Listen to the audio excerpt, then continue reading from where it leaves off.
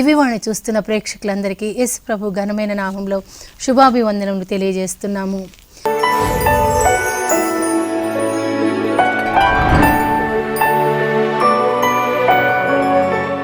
మరి ఈరోజు మన దగ్గర అనేక ప్రార్థన విన్నపాలు ఉన్నాయి. మీరు రాస్తున్న లెటర్స్ని బట్టి అదేవిధంగా మెయిల్స్ ద్వారా మేము ఎంతో ఆనందిస్తున్నాము. మరి మీరు మరలా తెలియజేస్తున్నారు, మా కుటుంబాల్లో ఎన్నో మేలులు జరిగినాయి అని తెలియజేస్తున్నారు. అదేవిధంగా ఈరోజు కూడా మనకి ఎన్నో ప్రార్థన విన్నపాలు ఉన్నాయి. వాటిల్లో కనుక ముఖ్యంగా చూసినట్లయితే మరి పిల్లల గురించి రాస్తూ ఉన్నారు. ఒక ఆమె మరి ఒక సిస్టర్ రాస్తూ ఉన్నారు. ఆ సిస్టరు భర్త చనిపోయాడంట, 2 అమ్మాయిలు. తను చెప్తా ఉన్నారు, అందులో 2 పిల్లలు బాగా సెటిల్ అయ్యారు, బాగా చదువుకుంటున్నారు, కానీ ఒక్కోసారి నాకే లోన్లీగా అనిపిస్తుంది అని చెప్తున్నారు. ఈ లెటర్స్ చదువుతూ ఉన్నప్పుడు నాకు కొన్ని విషయాలు దేవుడు జ్ఞాపకం చేస్తూ ఉన్నారు. ద్వితీయోపదేశకాండం 11వ అధ్యాయంలో చూస్తే అక్కడ 18, 19 వచనాల్లో కనుక చూస్తే అక్కడ ఏం చెప్తున్నారు అంటే, మీ పిల్లలకి కూర్చున్నా నిలబడ్డా, అదేవిధంగా మీరు నిద్రపోతున్నప్పుడు, విశ్రాంతి తీసుకుంటున్నప్పుడు, అదేవిధంగా నడుస్తున్నప్పుడు ప్రతిసారి కూడా మీ పిల్లలకి దేవుని యొక్క ఆజ్ఞలని బోధించమంటున్నారు. అలా బోధిస్తే కనుక ప్రభు ఏమంటున్నారంటే, ఇక్కడ క్లియర్గా రాసి ఉంటుంది, ఈ ఆజ్ఞలను మీ పిల్లలకు బోధింపుడు, మీరు ఇంటనున్నను బయటకు వెళ్ళినను, శ్రమ చేస్తున్నా, విశ్రాంతి తీసుకుంటున్నా, కొన్ని వర్షన్స్లో అయితే మీరు పనుకున్నప్పుడు, ఇంకా అదేవిధంగా వీటన్నిటిని గురించి పిల్లలకి తెలియజేయమంటున్నారు. మీ ద్వారబంధాల మీద, నగర ద్వారముల మీద వీటిని రాసి పెట్టుకొనుడు. ఇంకా చెప్తున్నారు, ఈ యొక్క ఆజ్ఞలు, దేవుని యొక్క ఆజ్ఞలు ఏమైతే ఉన్నాయో అవి మీ చేతుల మీద కట్టుకోమంటున్నారు. ఇంకా మీ నొసటి మీద జ్ఞాపకార్థంగా, అంటే మీ ఆలోచనల్లో కూడా ఆ యొక్క వాక్యం పని చేయాలి అని అంటున్నారు. కొంతమంది మరి వాళ్ళ జీవితాల్లో కనుక చూసినట్లయితే వాళ్ళ పిల్లలు, ఇంకా అదేవిధంగా మనం పెళ్ళిళ్ళప్పుడు కూడా మనం వాగ్దానం చేస్తాం దేవుని సన్నిధిలో, పిల్లల్ని విశ్వాసానికి తిరుసభ యొక్క దీనిలో మనం పెంచుతామని దేవుని సన్నిధిలో వాగ్దానం చేస్తాము.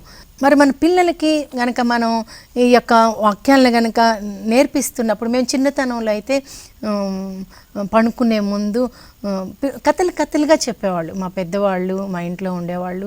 అవన్నీ నాకు జ్ఞాపకం వస్తూ ఉంటాయి.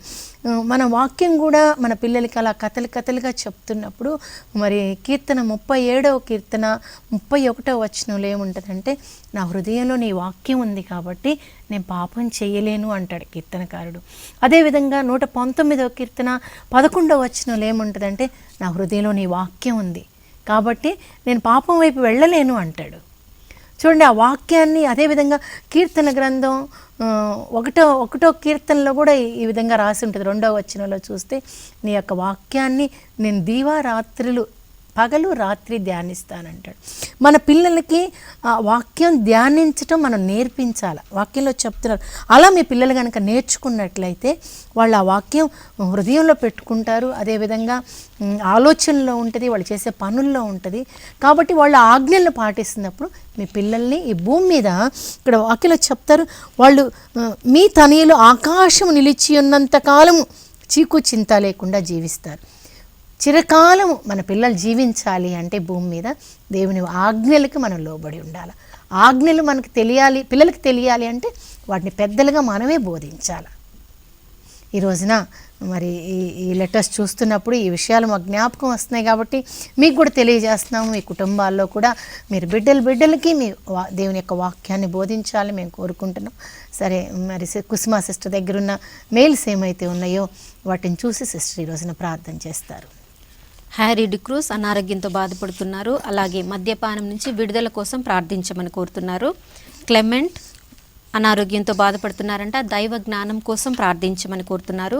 నరసింగరావు, కృష్ణ తాగుడు వ్యసనంతో బాధపడుతున్నారంట. అలాగే చెడు స్నేహితులతో కూడా వాళ్ళు చాలా బందీలై ఉన్నారు, వారికి విడుదల కావాలని ప్రార్థించమని కోరుతున్నారు. ఎర్రాల్ అఖిల్ కూడా డ్రగ్స్ అలవాటు నుంచి బాగా అలవాటైపోయి తల్లిని కూడా కొట్టడం చేస్తున్నాడంట.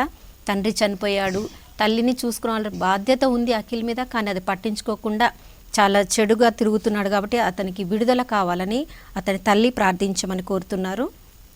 రాకేష్ కూడా చెడు స్నేహితులతో కలిసి త్రాగుడుకు అలవాటైపోయి చెడుగా తన జీవితాన్ని పాడు చేసుకుంటూ ఏమిటో తన జీవితం తెలియకుండా జీవిస్తున్నాడంట.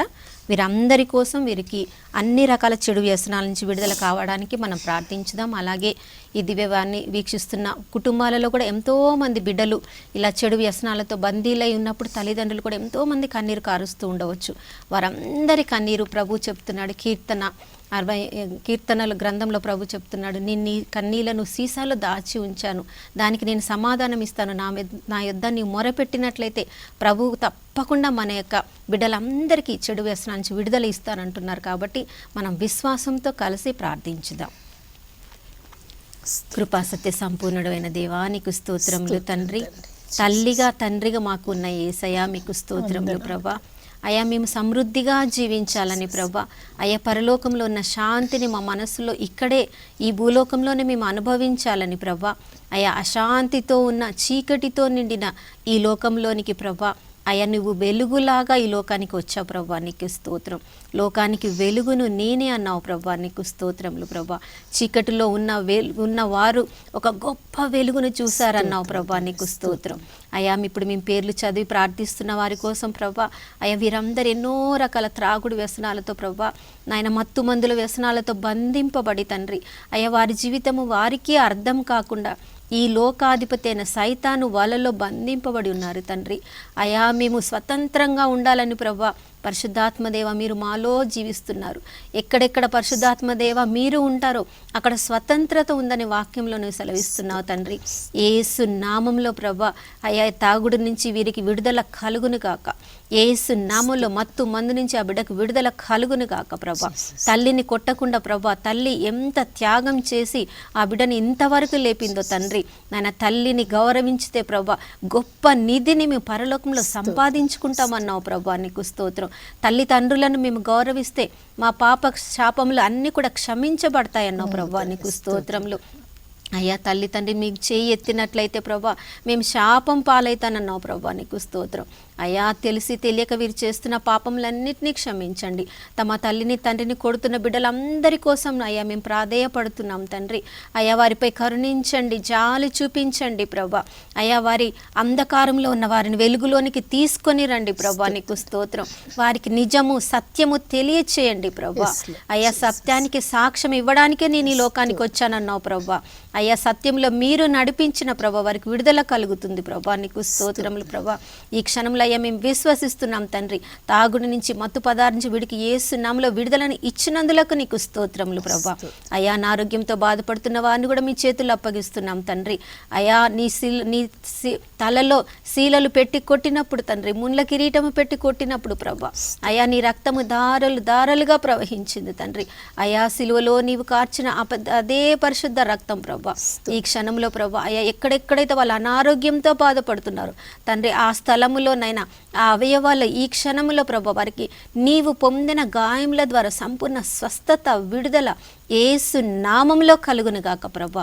అయ్యా తండ్రి కుడి ప్రక్కన నీవు కూర్చొని ప్రార్థన చేస్తున్నావు కాబట్టి ప్రభా, అయ్యా మాకు విడుదల ఉన్నది ప్రభా, మాకు స్వస్థత ఉన్నది ప్రభా, మాకు ఆరోగ్యం ఉంది ప్రభా. అయ్యా మేము ప్రేమగా అందరం కలిసి నాయన కుటుంబంలో శాంతి సమాధానంతో జీవించగలము ప్రభా. అయ్యా మేము ఏది మనసులో విశ్వసిస్తామో అదే నోటితో పలుకుతాము, నోటితో పలికిన విత్తనమే మా జీవితంలో ఫలిస్తుంది అన్నావు ప్రభా, మీకు స్తోత్రం. అయ్యా ఈ రోజు నుంచి ఈ కుటుంబాలన్నీ కూడా యేసు నామంలో శాంతితో ఉండునుగా కానీ విత్తనం వేస్తున్నాం ప్రభా. సమాధానం వీరి కుటుంబాలను పరిపాలించునుగాక ప్రభా. అయ్యా కుటుంబ సభ్యులందరూ కూడా తల్లిదండ్రులను గౌరవించే బిడ్డలుగా మార్చండి ప్రభా, నీకు స్తోత్రం. తల్లిదండ్రులకు విధేయించే బిడ్డలుగా మార్చండి ప్రభా. అయ్యా దివ్యవాణి చూస్తున్న బిడ్డలందరూ కూడా ప్రభా జ్ఞానంలో ప్రాయంలో వర్ధిల్లుతూ తల్లిదండ్రులకు విధేయిస్తూ ప్రభా, తల్లిదండ్రులను గౌరవిస్తూ ప్రభా, అయ్యా తల్లిదండ్రుల మాటకు విధేయించడానికి కృపను దయచేయండి ప్రభా, నీకు స్తోత్రం. నీకే ఘనత మహిమ ఆరాధన చెల్లించుకుంటూ యేసయ్యా నీలాగా మేమందరము మారాలని ప్రభా, నీలాగా తండ్రి చిత్తాన్ని నెరవేర్చడానికి ఈ లోకంలో జీవించాలని ఒకరోజు పునీత పౌలు చెప్పినట్లుగా నా యొక్క జీవిత పోరాటాన్ని నేను పరుగు పందాన్ని నేను ముగించాను, మంచి పోరాటం పోరాడాను, నా కొరకు నీతి కిరీటం సిద్ధంగా ఉన్నది అని చెప్పాడు ప్రభా. అయ్యా మేమందరం కూడా ఒకరోజు చెప్పాలి ప్రభా, ప్రభువా. మేము కూడా మా జీవితంలో మంచి పోరాటం పోరాడాము. మా కొరకు నీతి కిరీటం ప్రభు యేసు ప్రభు తండ్రి దగ్గర సిద్ధంగా ఉంచాడని ఇప్పుడు మేము చెప్పిన ఈ బిడ్డలందరూ కూడా వారి నోటితో ఒకరోజు పలికి వారి ప్రాణాన్ని చేతికి అప్పగించాలి తండ్రి. అంతవరకు నీ దూతల ఆధీనంలో ఉంచి కుటుంబాలన్నింటినీ కూడా నీ శాంతితో పరిపాలించమని యేసు నామములో అడుగుచున్నాం తండ్రి. ఆమేన్. ఆమేన్. ప్రార్థనా సమయానికి కొద్దిసేపు విరామం తీసుకుందాం.